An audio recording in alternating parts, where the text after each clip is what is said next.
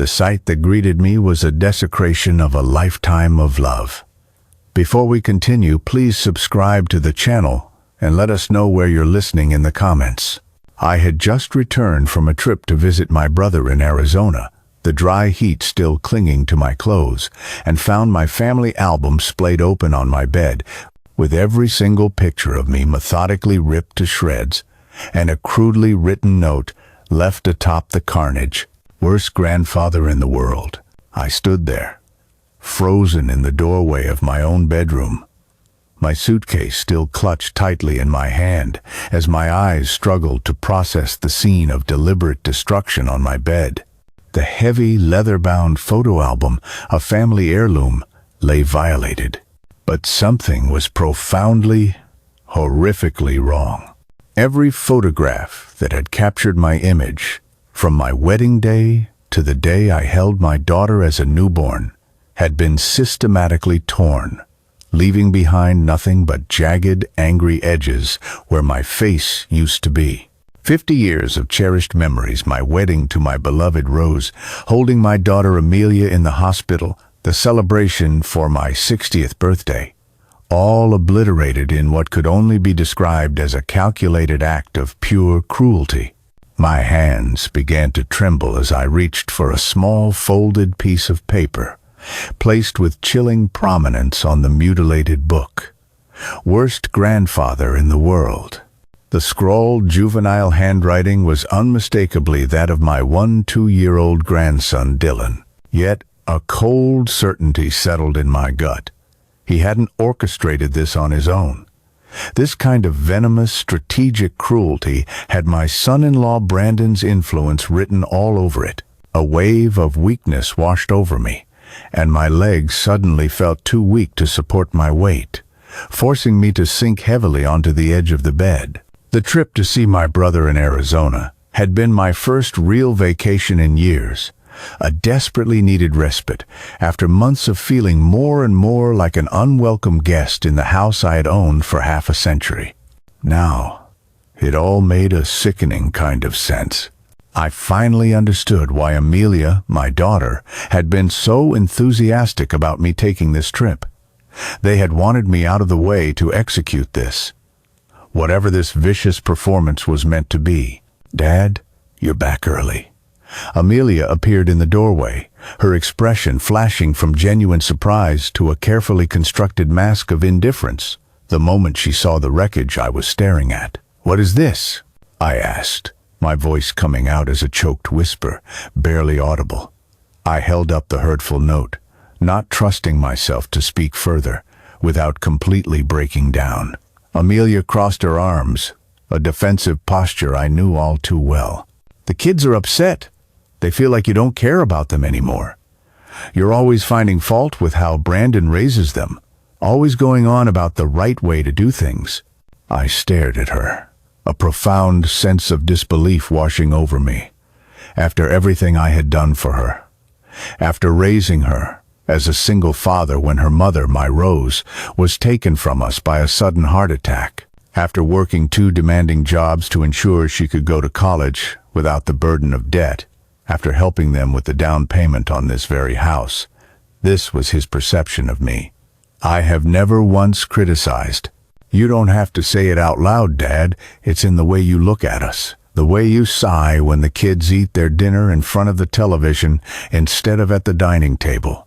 She paused, then delivered the final blow. "And now you just take off on vacation right when Dylan had his big soccer tournament.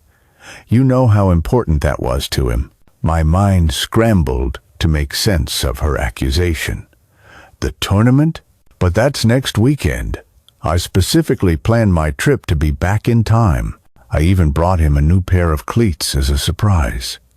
I gestured toward my still unpacked suitcase, where the gift was carefully tucked away. A flicker of something. Was it guilt? Crossed Amelia's face before her expression hardened once more. "They moved the date. I sent you a text about it." I fumbled for my phone, my fingers shaking as I scrolled through my messages.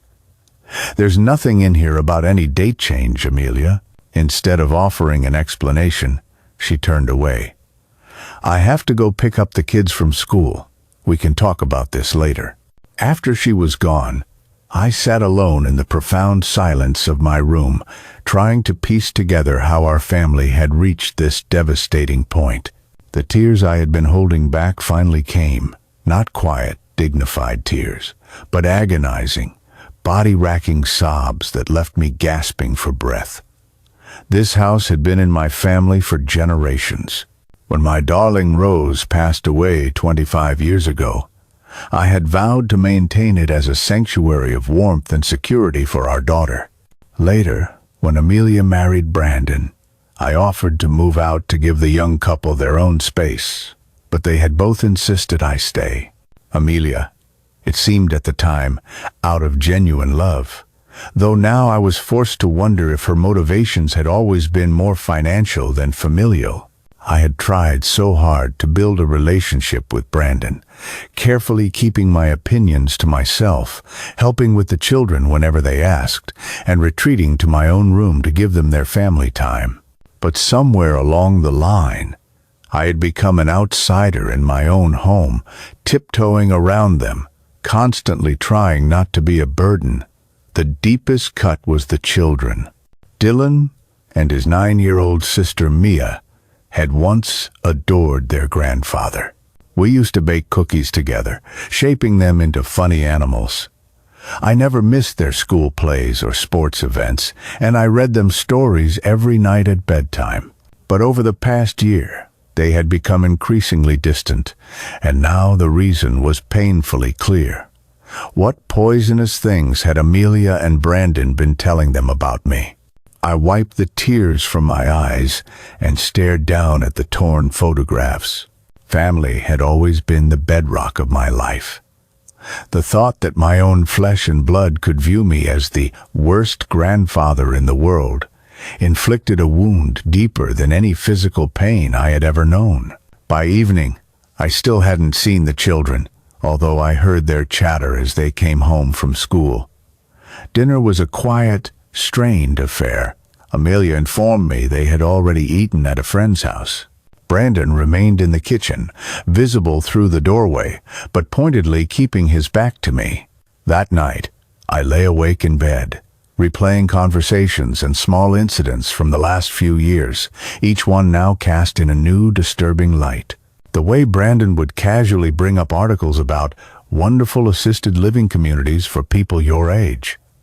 How Amelia would mention friends whose parents had done the right thing by selling their homes to give their children a financial head start. The sudden, intense interest both had taken in the local housing market, where property values had recently skyrocketed. They wanted my house, the house where Amelia had grown up, where I had spent my entire married life with Rose, the place I had called home for nearly 50 years. And they were willing to poison my own grandchildren against me to get it. The realization didn't bring a fresh wave of pain, but rather a cold, sharp clarity that kept me staring at the ceiling until the first light of dawn crept through my window. By morning, I knew exactly what I had to do. I called my lawyer as soon as his office opened. "Richard, it's Arthur Wilson. I need to make some changes to my will, and I'd like to do it as quickly as possible." 2 days later, an envelope rested in my hands. It contained a new deed to the house, one with very specific, unalterable conditions about inheritance. I placed it carefully in my coat pocket, my heart heavy with sorrow, but my resolve as firm as steel. "Only those who care for me until my last breath will inherit this house," I whispered to the empty room, preparing myself to deliver the news that would irrevocably change our family forever. The next morning, I found myself at the kitchen table long before anyone else was awake, nursing a cup of black coffee and watching the sunrise paint the sky in hues of orange and pink. This had been my ritual for decades, these quiet, solitary moments before the house stirred to life. My mind drifted back to when Rose died so suddenly at 42, leaving me a widower with a 7-year-old daughter. The shock had been a physical blow, but I hadn't been afforded the luxury of falling apart. Amelia was about to start her senior year of high school, with college applications looming on the horizon. She needed stability and strength, not a father drowning in his own grief. So, each morning before dawn, I had packed away my pain while sitting at this very table, gathering my strength for the day ahead. I'd taken on extra shifts at the hospital where I worked as a respiratory therapist, then added weekend work as a receptionist at a local dental office. The double income was just enough to maintain the house and put money away for Amelia's education. "You don't have to do this, Dad," Amelia had said when she found out about my second job. "I can go to a community college or take a year off to work." "Absolutely not," I told her firmly. "Your mother wanted you to have every opportunity in the world, and so do I." And she had excelled, earning a scholarship that, combined with my savings, allowed her to graduate from a top university completely debt-free. I had attended her graduation ceremony alone, saving the empty seat beside me for Rose's spirit, knowing in my heart how immensely proud she would have been. After college, Amelia had moved back home temporarily while she started her first job in marketing. Those had been good years, the two of us finding a new, comfortable rhythm as adults sharing a home. When she met Brandon at a colleague's wedding, I was genuinely happy for her. He was ambitious and confident, qualities I admired.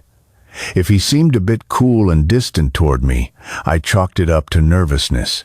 "He's just intimidated by you, Dad," Amelia had assured me with a laugh. "You're this strong, independent man who raised a daughter on his own and maintained a beautiful home. Just give him some time." But time had only seemed to widen the chasm between us. After their wedding, when they decided to move in with me rather than find a place of their own, I had offered to convert the first-floor den into a bedroom for myself, giving them the entire master suite upstairs. "This house is too special to sell, Dad," Amelia had said. "It's where I grew up.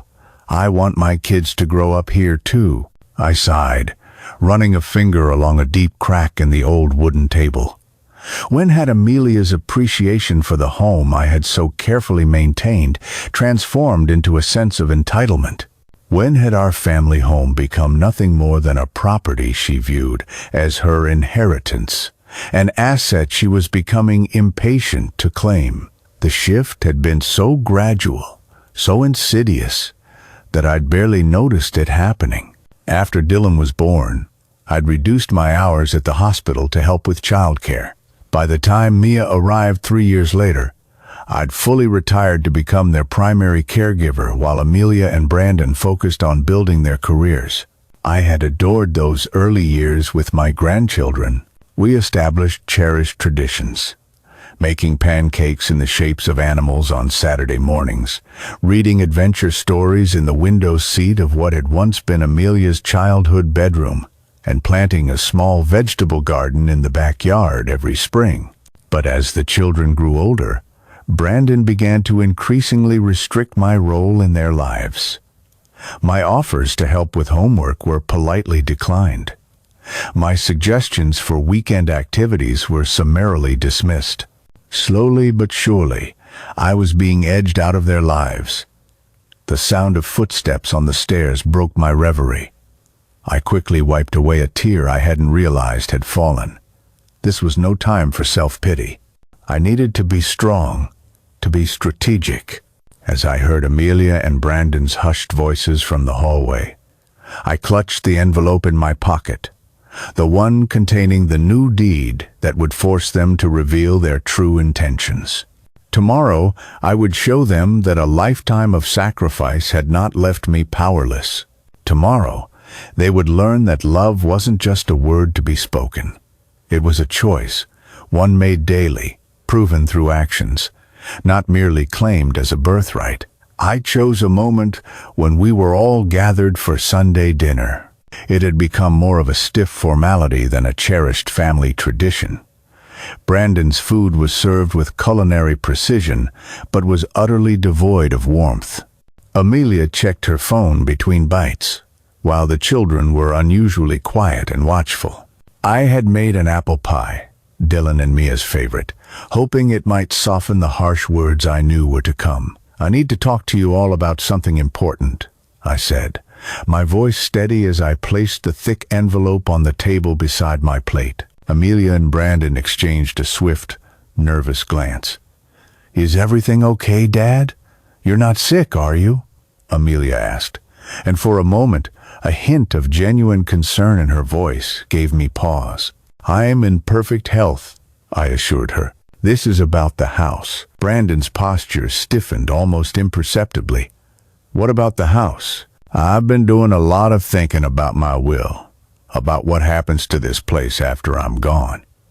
I kept my voice even, watching their reactions with careful intensity. After what happened with my photo album last week, I realized I needed to be much clearer about my intentions. "Dad, that was just a misunderstanding," Amelia said hurriedly.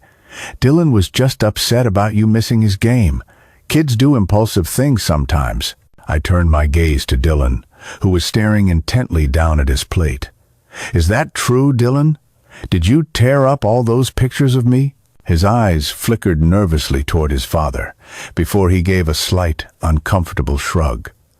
"I was mad." "Dylan, don't talk to your grandfather about this now," Brandon interjected sharply. "We've already discussed it as a family." "That's just it," I said quietly. "I don't feel like I'm part of this family anymore." The blunt words landed like stones in the still water, sending ripples of tension across the table. "What's in the envelope, Arthur?" Brandon asked, his tone crisp and businesslike. I slid it across the table toward Amelia. "It's a new deed to the house. I've transferred ownership into a living trust. The terms are quite simple. The house will go to whoever provides care for me in my final years, whoever stays with me until my very last breath." Amelia's face went pale as she pulled the document from the envelope and scanned its contents. "You can't be serious. This is emotional blackmail." "Is it?" I asked, surprised by the calm that had settled over me. "Or is it simply asking for the same care and respect that I have given freely to this family all these years?" "We've always planned to take care of you," Brandon said, his voice rising with indignation. "But this kind of legal manipulation, is that why I overheard you last month telling Amelia it might be time to look into more appropriate living arrangements for me?" I interrupted. "Is that why you've been having the real estate agent Jessica Evans over to the house when you think I'm at my book club?" Their stunned, guilty expressions were all the confirmation I needed. They had never imagined I was paying attention. "Grandpa?" Mia's small, worried voice broke the tense silence. "Are you going away?" I reached over and squeezed her small hand. "No, sweetheart. This is my home. I'm not planning on going anywhere." "This is ridiculous." Brandon pushed his chair back from the table abruptly. "Children, go upstairs and finish your homework." After they had scurried from the room, Amelia leaned forward, her voice low and urgent. "Dad, you have to understand. Housing prices in this neighborhood have tripled. We're drowning in debt from Brandon's graduate program and the kids' private school tuition. We were just exploring our options. Options that conveniently didn't include discussing my future with me," I pointed out. "Because you're so stubborn," Brandon burst out. "You refuse to acknowledge that at your age, a house this large is too much for you to maintain. We were trying to be practical." "Practical would have been having an honest conversation," I said, standing up slowly. "The deed is filed. The decision has been made. If you want this house, then you will have to show me that you deserve it. Show me with your actions, not just your words." I walked out of the dining room, leaving my uneaten slice of pie behind. Through the window, I could see my neighbor, Mrs. Peterson, watering the roses in her garden. She waved, and I managed a small, weary wave back. In the 50 years we had lived side by side, she had been a silent witness to my greatest joys and my deepest sorrows. She had also, I knew, witnessed with increasing concern how my own family had been treating me lately. Upstairs I could hear Brandon's raised voice, though I couldn't make out the specific words. I didn't need to. His anger was a palpable force, radiating through the floorboards and the very walls that had once sheltered a much happier family. I knew, with a sinking heart, that the battle lines had been drawn.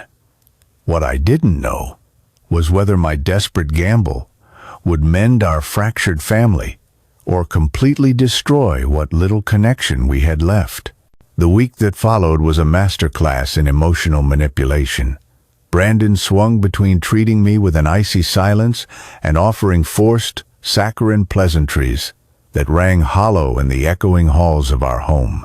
Amelia seemed perpetually torn, her eyes betraying a deep internal conflict whenever she looked at me, though she consistently sided with her husband in every conversation. The most painful transformation to witness was in Dylan. At 12, he was old enough to comprehend the complex power dynamics at play, but far too young to resist being weaponized in this bitter family war. He stopped acknowledging my presence entirely, walking past me in the hallways as if I were a ghost. Mia, however, was a different story.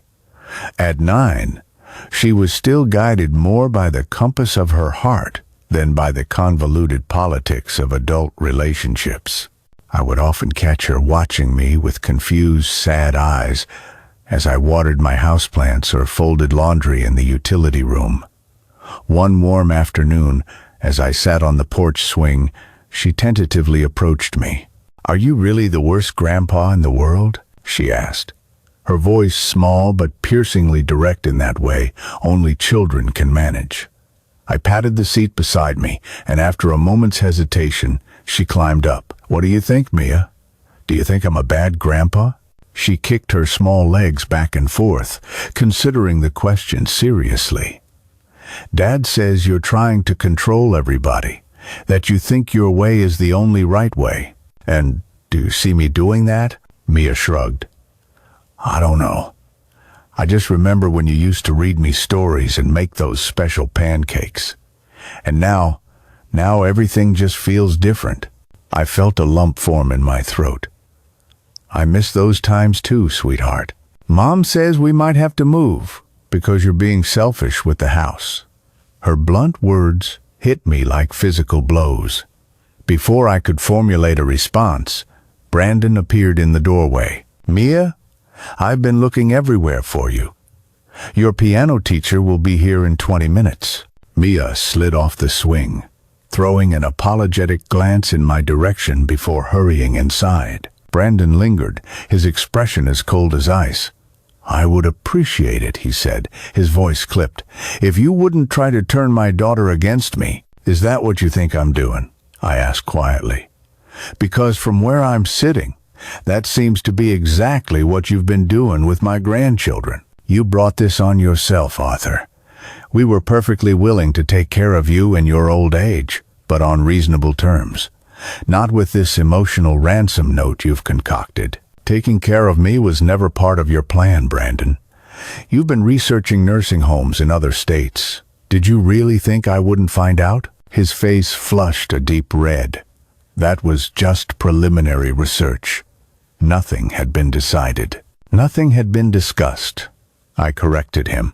"With me, the person whose life you were so busy planning. This house is wasted on one elderly man," he snapped, finally dropping the pretense of civility. "Do you have any idea what we could do with the proceeds from selling it?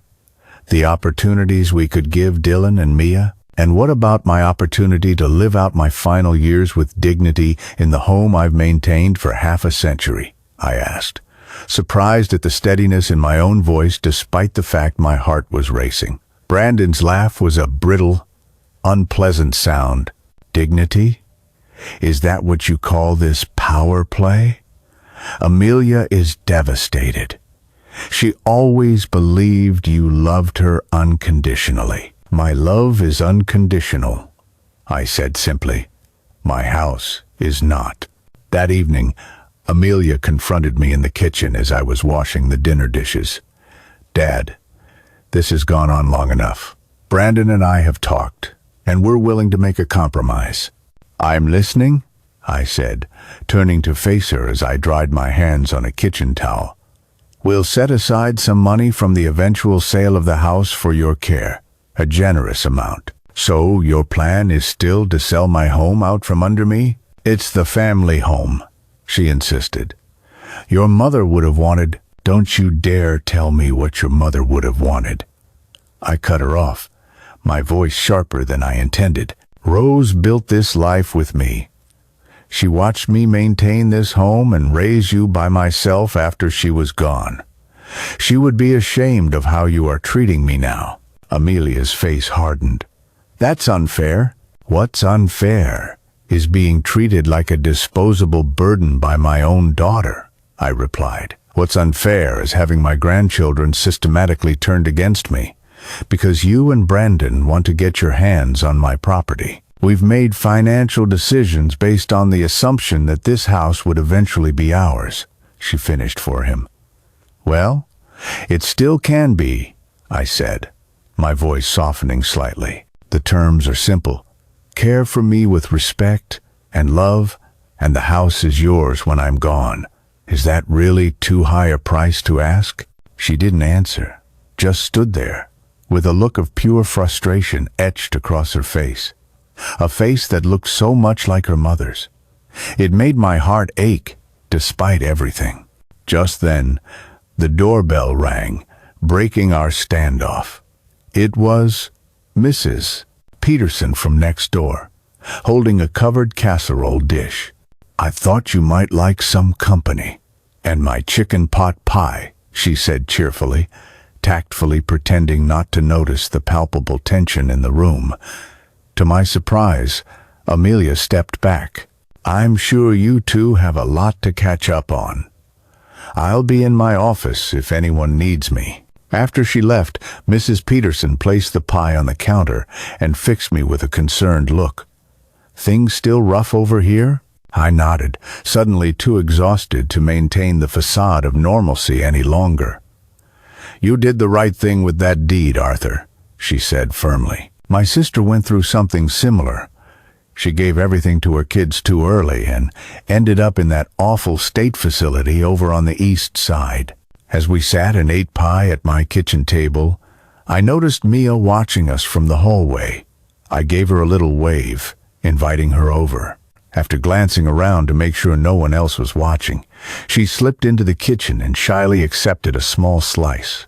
The three of us ate in companionable silence, and for the first time in weeks, I felt a flicker of hope. Perhaps not all the bridges had been burned after all. 3 weeks after I had presented the new deed, Mia's secret visits to my part of the house had become a regular, cherished occurrence.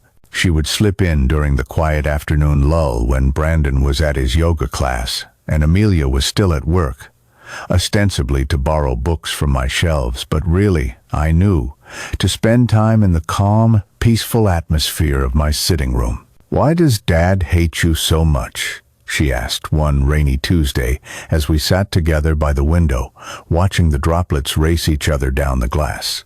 I don't think he hates me, I said carefully. I think he's afraid. Mia looked skeptical. Dad's not afraid of anything. Everyone's afraid of something, sweetheart. Your father is afraid of not being able to give you and Dylan the very best of everything. He's afraid of not measuring up to his own high expectations. Is that why he wants to sell the house? To get money for our stuff? Children could cut through layers of adult pretense with such disarming simplicity.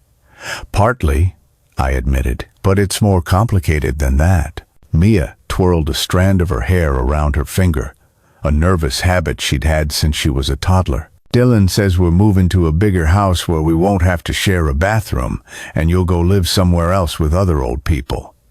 The casual cruelty of the words stung, but I kept my expression neutral. Is that what you want, Mia? She shook her head emphatically. I like our house, and I don't want you to go away.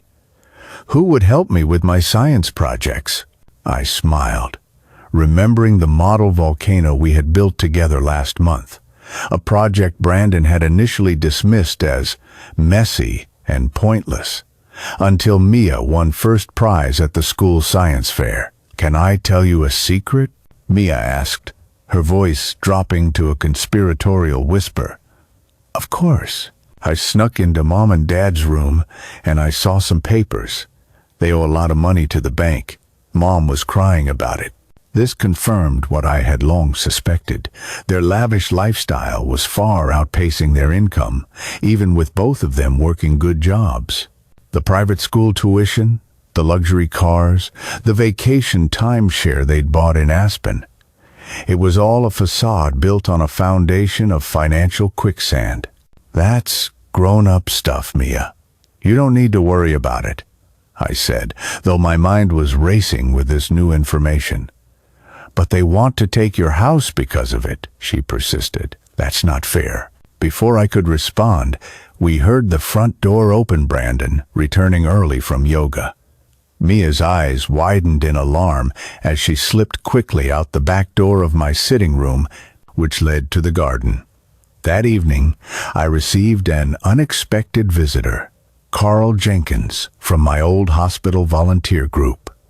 We hadn't spoken in months, not since his wife's funeral. "Arthur, I hope you don't mind me just dropping by," he said, standing somewhat awkwardly on my porch. "Ruth Peterson mentioned you might need a friend." I invited him in, deeply touched by the gesture. Carl had been a pediatric nurse when I worked in the respiratory ward. We'd bonded over difficult shifts and shared countless lunches in the bustling hospital cafeteria for nearly 2 decades. Over tea, I found myself telling him everything. The defaced photo album, the hostile environment in my own home, the new deed. It was an immense relief to speak so openly with someone who had no personal stake in the outcome. "You were always too generous, Arthur," Carl said firmly. "I remember when Amelia was in college, and you were working those double shifts. You never complained, not once, even when you were so exhausted you could barely stand." "She was worth it," I said reflexively. "Yes, but does she know that?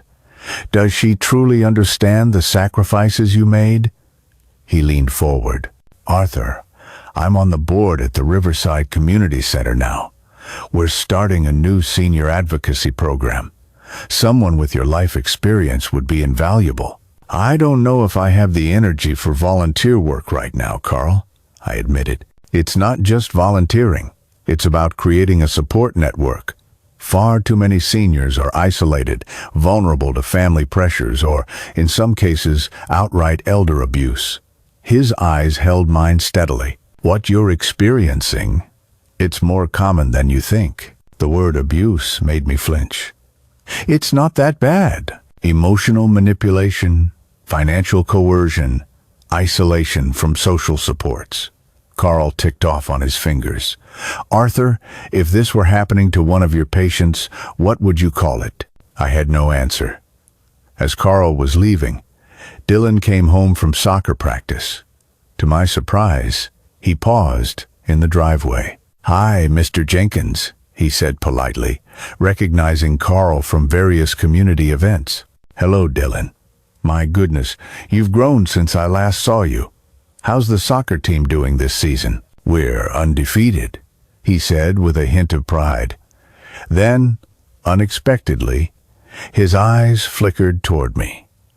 "Grandpa used to come to all my games. Perhaps he'll come to your next one," Carl suggested lightly. Dylan shrugged and continued into the house, but not before I caught a glimpse of something in his expression. Uncertainty, perhaps? Or the first tiny crack in the united front his parents had so carefully constructed. The next morning, I found a schedule of Dylan's remaining soccer games slipped under my door. That Saturday, without telling anyone where I was going, I took a taxi to the soccer field. I sat on the far side of the bleachers, watching as Dylan's team battled ferociously against their rivals. When he scored the winning goal in the final minutes, I couldn't help but stand and cheer along with all the other parents. After the game, as families gathered around their young athletes, I stayed back, unsure of my welcome. But Dylan spotted me, and after a moment's hesitation, he jogged over. "You came," he said, his tone somewhere between an accusation and surprise. "I've always loved watching you play," I said simply. He scuffed his cleats against the grass. "Dad says you're trying to control us with the house thing." "I'm trying to protect myself, Dylan. There's a difference." He looked up, his eyes so much like roses, searching my face. "Mom and Dad fight a lot about money. She says it's your fault for changing the deed." "The problem started long before that," I said gently. "It's because of all the things we can't afford, right?" His perception surprised me. Like the new car and my private coaching, his directness was startling. "Those things aren't bad, Dylan. Your parents want the best for you, but we can't afford it all, can we? That's why they want to sell the house." Before I could respond, Brandon appeared at our side, his expression thunderous. "Dylan, go wait in the car with your mother, now." Once Dylan was out of earshot, he turned on me. "How dare you come here and fill his head with your twisted perspective? This is exactly the kind of manipulation I'm talking about." "I didn't say a single word against you, Brandon. I came to support my grandson at his game, something I've done since he was 5 years old." "Stay away from my children unless I am present," he hissed, "or I will make sure you never see them again, house or no house." As he stormed off, Mrs. Peterson approached from the neighboring field where her own grandson had been playing. "That didn't look pleasant," she observed wryly. "It wasn't," I admitted. "Well, I have something that might cheer you up. The neighborhood association is having a fundraiser next weekend, a big community dinner. Several of us were hoping you would come. Everyone misses your famous apple pie." The invitation was more than just a social event. It was a lifeline being thrown to a drowning man. "I'd love to," I said, realizing in that moment just how deeply isolated I had become in my own home. What Brandon didn't understand was that, while he might be able to control my access to my grandchildren temporarily, he couldn't erase the deep community connections I had spent 50 years building. Connections that were beginning to reawaken, offering me the strength I would need for the battle that lay ahead. The community dinner at the Riverside Center was a turning point. I arrived with my apple pie, feeling nervous about attending a social event alone after so many months of isolation, only to find myself immediately surrounded by familiar faces and a genuine sense of welcome. Former patients, old neighbors, fellow members of my church all greeted me with a warmth that stood in stark contrast to the cold, sterile atmosphere at home. "Arthur, we've missed you at the gardening club meetings," said Ethan Peterson, squeezing my hand. "Your hydrangea tip saved my entire flower bed last summer." "Is that the famous Wilson apple pie?" called out Frances Cooper, who had been our mail carrier for 30 years before she retired. "My husband has been trying to recreate that recipe for decades without any success." The evening was a powerful reminder that I existed beyond my roles as a father and a grandfather. I had my own identity, a place in my community, and a worth that had absolutely nothing to do with the house that had become the epicenter of so much conflict. Carl Jenkins found me as I was serving slices of pie. "I have someone I'd like you to meet," he said, introducing me to Barry Winters, a lawyer who specialized in elder rights. Barry volunteers with our senior advocacy program. We chatted briefly about my situation, and Barry offered me his card. "Just in case you need some guidance," he said kindly. "These family situations can get complicated, and it always helps to have someone in your corner." I tucked the card into my wallet, hoping I would never need it, but comforted by the option. What I didn't expect was to find Mia waiting for me on the porch when I returned home. "Grandpa," she whispered urgently, "I need to show you something." She led me to her room, carefully checking to make sure her parents were still out at their dinner engagement. From beneath her mattress, she pulled out a crumpled piece of paper. It was a foreclosure warning from the bank regarding their vacation timeshare. "I found this in Dad's office," she said, her eyes wide with worry. "Are they going to take our house too?" I sat on the edge of her bed, deeply troubled by both the document and by Mia's involvement in this adult mess. "Sweetie, this is adult business. You shouldn't be worrying about these things." "But they're using it to be mean to you," she insisted. "I heard them talking. Mom said that once they get your house, they can fix everything." I gently took the paper from her.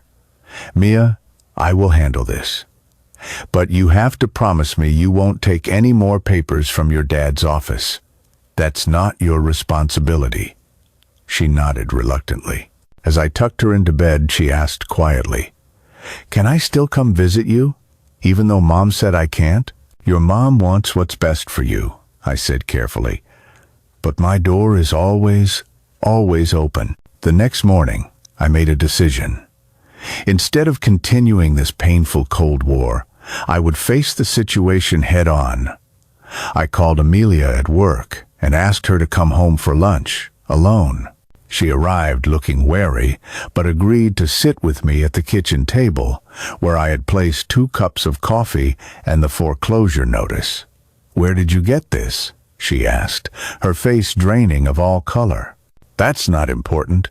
What's important is that you're in serious financial trouble, and you've been hiding it from me while simultaneously pressuring me about my house."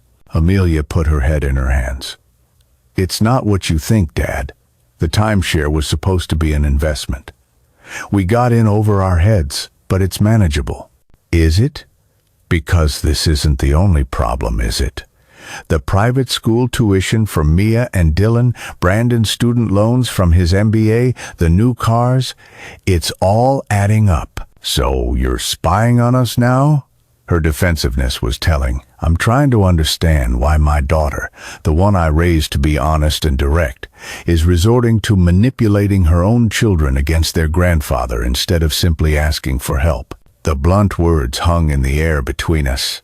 For a brief moment, I glimpsed the girl Amelia had once been, uncertain, vulnerable, wanting to do the right thing but not knowing how. "I didn't want to disappoint you," she finally admitted, her voice thick with emotion. "You worked so hard to give me everything. I wanted to do the same for my kids. I wanted to make you proud." "Oh, Amelia," he sighed, "I have always been proud of you. But not because of what you can provide materially. I'm proud of you when you show integrity, when you're kind, when you face your problems with honesty." Something shifted in her expression. "What do you want me to do?" "Meet with a financial advisor. A real one, not whoever told you that timeshare was a good investment. Figure out what your family actually needs, not what you want to project to the world. And stop trying to solve your problems by taking my home. Then," I added gently, "and then we can talk about how I might be able to help you. As your father, who loves you, not as a property to be acquired." She nodded slowly. "I should have just talked to you from the start." "Yes," I said simply. "You should have." The next few weeks brought gradual tentative changes. Amelia and Brandon met with a financial advisor. They began the painful but necessary process of selling the timeshare at a significant loss. Dylan started coming to sit with me in the evenings, sometimes just working on his homework quietly in my sitting room. Mia's visits became more open, less secretive. Brandon remained cool but was civil, and he no longer actively tried to undermine my relationship with the children. One evening, I overheard him on the phone with his sister, defending their decision not to move me into a facility. It wasn't affection, not yet, but it was a definitive step away from open hostility. Meanwhile, I found a new sense of purpose through the senior advocacy program. Twice a week, I volunteered at the Riverside Center, helping other elderly people navigate complex family conflicts, housing issues, and healthcare decisions. My background as a respiratory therapist and my own recent personal experience proved to be valuable in ways I had never anticipated. 6 months after I had changed the deed, I made another decision. I invited Amelia, Brandon, and the children to a family dinner, this time prepared by me, in my kitchen, the very heart of the home that had sparked so much conflict over home-cooked food that carried memories of happier times.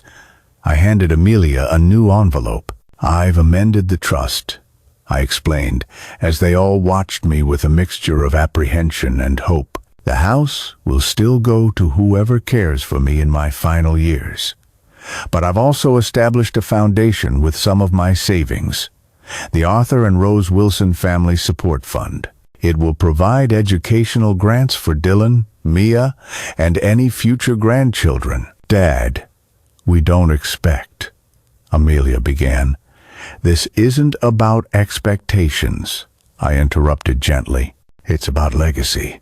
Your mother and I always believed that education was the greatest gift we could give. This simply continues that tradition." For the first time in over a year, I saw tears well up in my daughter's eyes. "We've been so wrong about everything," she said quietly. Brandon reached over and took my hand, the gesture awkward but sincere. "I thought you were just holding on to the house out of stubbornness. I never understood that it was about dignity and respect." "It's about family," I corrected him. "Real family. The kind that faces challenges together instead of looking for someone to blame." That night, long after everyone else had gone to bed, I sat on the porch swing where Rose and I had spent so many peaceful evenings, watching the neighborhood change and evolve over the decades. The house would continue on without me someday, I knew. But what truly mattered was the love it contained, the memories it preserved, and the lessons it taught about what truly constitutes wealth. My home was never just about property value or inheritance. It was, and would always be, about creating a space where love could flourish, even when that love required difficult truths and painful growth to be fully realized. If you like this story, please like this video, subscribe to the channel, and share your impressions of this story in the comments. To listen to the next story, click on the box on the left. Thank you for watching.